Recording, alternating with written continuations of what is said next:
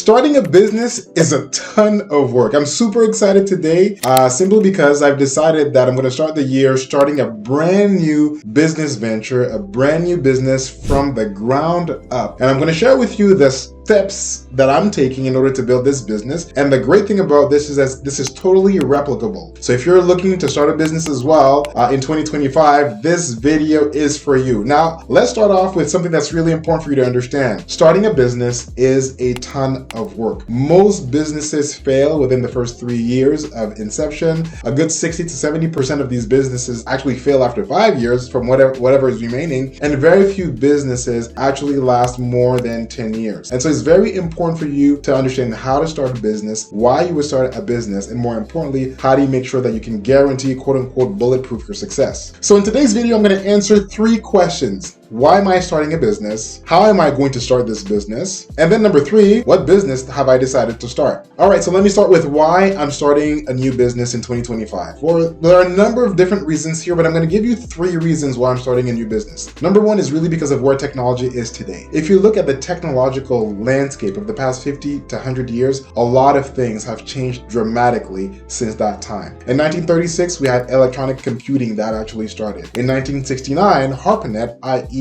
the World Wide Web for the US Department, was actually a thing. And a few years later, in 1983, the internet protocols were actually available for all of us. In 1980s, we had cell phones. In 1989, WWW, the World Wide Web, became a thing and everybody had access to it. In 2004, you have social media platforms. In 2007, smartphones take over the world. In 2020, you have quantum computing. AI starts making its inception in 2010s to 2020s. And then you have things like the metaverse that are being pushed in 2020 as well. And now in 2025, we're seeing a huge rise in artificial intelligence and people jumping on the bandwagon of figuring out how to use AI in order to make our lives simpler. All to say that we're in a place right now with a lot of disruptive technology, and I think that people like you and I can actually benefit from that by actually starting a business or leveraging existing businesses in order to become more efficient, more practical, and delivering more value to clients. Number 2, the second reason I'm starting my business is because of the political landscape in my home country in terms of where I live in Canada. I do a lot of work with government organizations. Because of a recent change in government that I foresee, I know that the amount of work that I was doing is going to diminish significantly. And so I have to reinvent myself. I have to feed my family. But more importantly, I want to do something that's interesting, that has high yield of potential of income, and that's going to align with my core desire of simply helping businesses and people where they are today. And then the third reason I want to start a business is because I actually like a challenge. I think that anytime you want to move from being an employee to becoming a solo entrepreneur or build a corporation or build a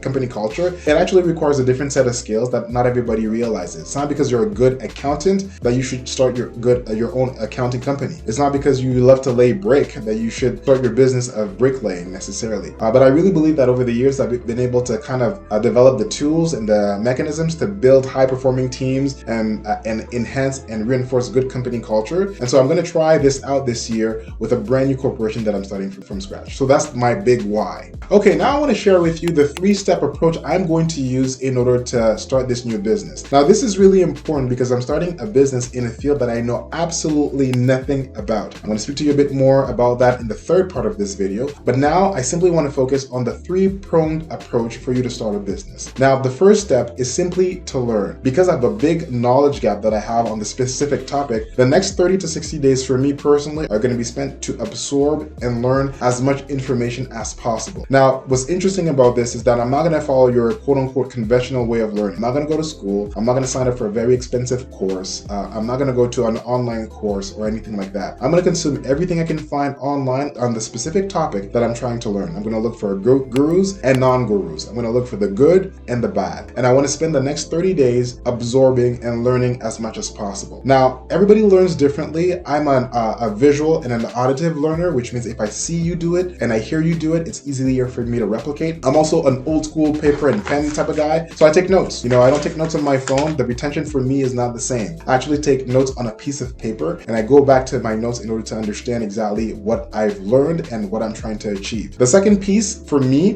when it comes to building a business is to apply. Now, this is where I think our schooling system or education system really fails. Now, they're starting to understand that and have made changes to it, but really, I'm going to learn and apply right right away. Like, this is going to be rapid fire. I'm going to learn a concept today and apply it the same day in order to increase my retention. And so my application phase is not going to come at the end of a semester with an exam. It's going to be real time, trying it live. And in some instances, I'll just press record and have you join me in my learning discovery process, because I'm applying things that I've learned right then and there. And then by doing that, I'm going to consolidate my learning. I'm going to test and iterate, and there's a high likelihood that I'm going to fail. And that's okay. I think that the best growth you can do and the smartest growth you can do is to learn fast, but to fail fast, because if you fail fast, you consolidate your learning and you're able to pivot really quickly. In my apply phase, there's also something that I'm going to do. I'm actually also going to do some contract work, some real work with the new thingy or the new widget that I've decided to do, and I'm going to do it for free. So I'm going to do it for free for a number of clients, existing and brand new clients. And the reason I'm doing that is quite simple. Number one, it's going to force me to learn, but number two, it's going to also allow me to get a sense of real world problems that individuals have. So before I think of monetizing, I need to make sure that I'm consolidating my learning and I'm actually adding a lot of value in a very short period of time. This is going to be difficult for me. I'm already anticipating a bit of a challenge, because as an executive coach, I'm already paid today for some of the services that I provide, and to see myself ramp down on these services in order to learn these new skills and provide some services for free, I know is going to be a challenge. But I know that if I can do that for 30 to 60 days, then I can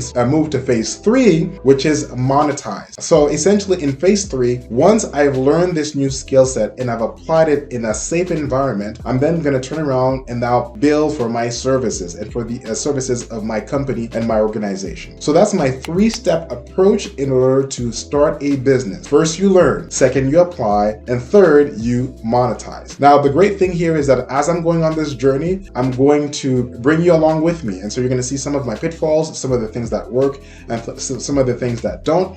And hopefully, through this interaction, it'll provide you with some valuable insights on how you can also start your own business and grow a company. And more importantly, how you could break away from the 9-to-5 and generate some additional income for yourself and for your family. Okay, so part 3, drum roll. What new business have I decided to start in 2025?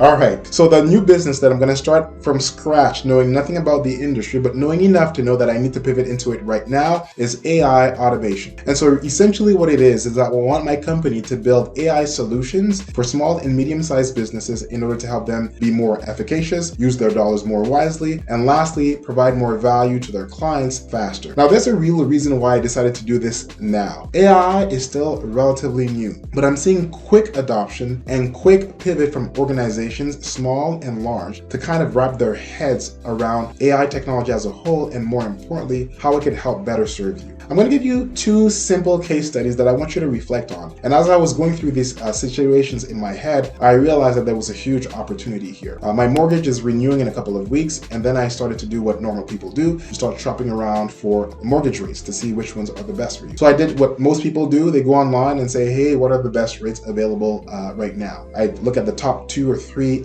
rates that are available. I call them up, give them a bit of an idea in terms of my financial profile, my financial profile for my household, and then I start getting some quotes. I may need to send them some information on my personal financial statements, my Canada Revenue Agency notice of assessment, and all that fun jazz. Now, this is the reality of how I operate today in 2025. But imagine a few years from now when I can actually ask an AI virtual agent to actually connect with these mortgage lenders virtually for me and submit on my behalf all of the information that's required in order for them to come out and give me a specific rate that I'm looking for my mortgage renewal. I actually believe that we're not too far from that. We are building, and there are AI virtual agents that are learning really complex business processes in order to be able to do just that. And the more complex the process, the more efficacious they're going to be in actually doing that particular process. Now, this becomes really important because we're going to move from a situation where I actually have to go online and type information. We are quickly moving to an environment where I simply need to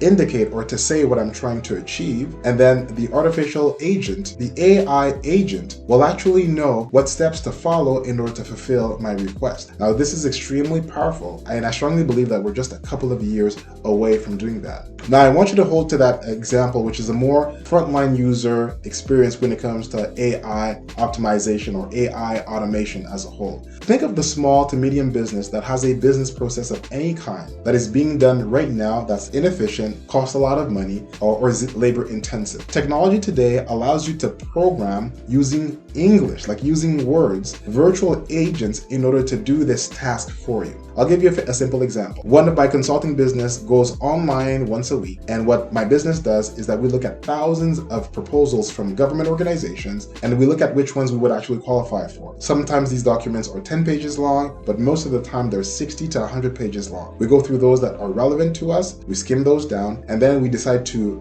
prepare a response for those that we qualify for. Imagine if I had an AI agent that was able to do that work for me in terms of going through all of these proposals and identifying those that matched better with my company culture and my company DNA based on data that I would give it, the type of work that I've done in the past, the experience that I have, proposals, bids that I have actually won in the past, and so on and so forth. Using that information, the AI agent would then tell me, hey, here are the top 10 bids that you would qualify for, and I can help you write it. Now, by doing that, I've actually created a number of automations that allow me to save time, money, and focus on the areas where I add the most value. And that's extremely important. So with these two simple examples, you see the power of AI automation. And so what I'm going to do over the next 30 to 60 days is I'm going to learn as much as I can on AI automation. I'm going to build a real business from scratch on AI automation, giving businesses and individuals tools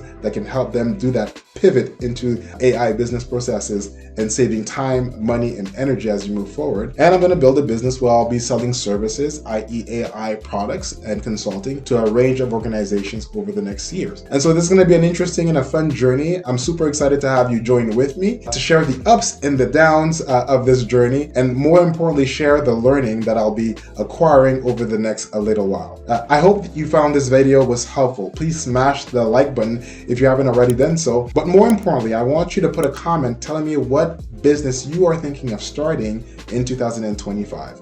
I'll see you on the next one.